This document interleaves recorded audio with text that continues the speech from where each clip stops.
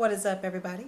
JNL here with my UFC 177 recap video. Happened a couple days ago. Let's get into it. This card was in shambles, but I believe it was saved by the fighters who managed to put on a pretty decent show. 4 fighters had to be switched out.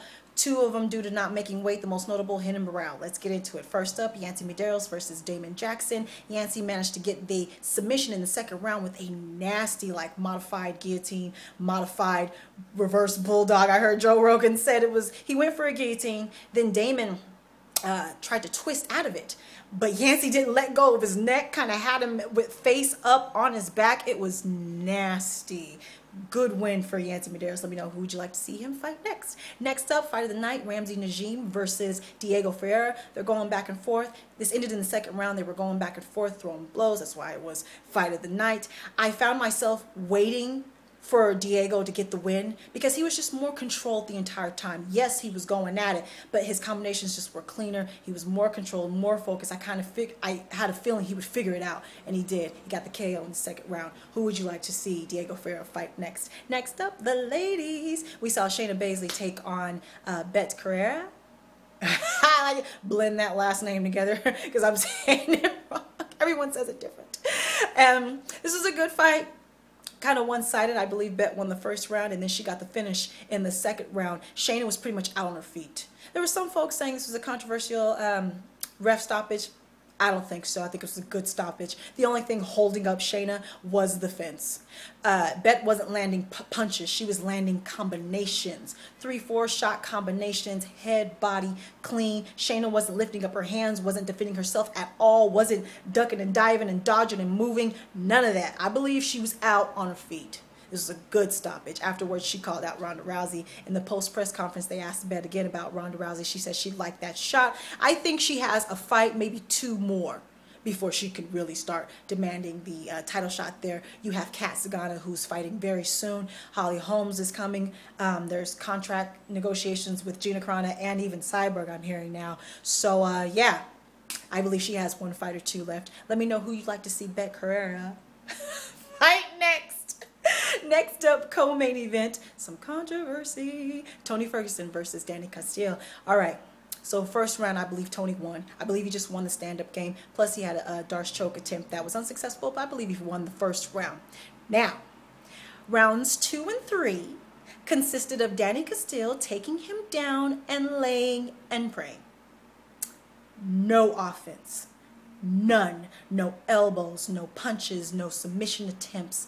None. Now, he had to work to keep the dominant position because Tony Ferguson was so active off his back, going for reverses, going for submissions, elbows, punches, the whole 9. He ended up getting just kind of somersaults, rolling on the ground, but Danny was able to hold and keep position. So he had to work to keep that position, but that's all he did.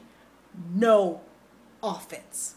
So, goes to a split decision in favor of Tony Ferguson. All right. Now, normally we see these decisions go in favor of the wrestler for holding the dominant position. But as we saw in the Murphy-McMahon fight a couple of weeks ago, it was a split decision in favor of McMahon. She was a little bit more active than Danny was. But McMahon was like, split. Why not unanimous? Same thing. Murphy was twice as active off her back. That's why. Tony Ferguson landed, I believe, like 2 or 3 more times the shots of Danny did. Danny threw nothing. Nothing for 2 rounds. So I think the wrestlers maybe want to take notice. The judges might be sending a message that you need to work towards the finish. You'll no longer be able to win fights by laying and praying, holding the top position, and doing nothing.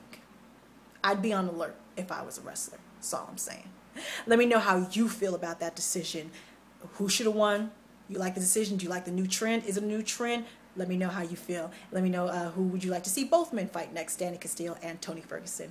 Now, main event. And like I said, Renan Barão, apparently in the interview beforehand he did with Joe Rogan, he said that during the weight cutting, he passed out, hit his head. Doctor said he couldn't fight. If you pass out and hit your head, you're not going to be able to fight. That's just what that is. So, we saw Joe Soto come from the undercard to the main card. Started from the bottom, now he's here. Now, this is a win-win for both men in my opinion. You got Joe Soto, who now he lost the fight. He lost the fight. TJ Dillashaw won every round. Finished him in the 5th round. Kick to the head, boom, basically had him knocked out on his feet. His legs went out from underneath him. Caught a couple more shots on the ground for good measure. Done, KO, over, right? So TJ won the fight. Joe Soto, he has like boxing defense. Shut down, total shutdown defense. There's no target there. Like really good defense. So TJ had to really stay active and kind of open him up, loosen him up. He was tagging him, but he also got tagged. There was some right hooks that really kept connecting for Joe. If you saw TJ's face, swelling on this whole part of the face, cuts under both eyes. He did more damage than Hennon managed to do. So he was in a fight. Great showing for Joe Soto. So this is a win for him. Triple win for Joe Soto. He went from the undercard to probably being ranked at least in the top 15.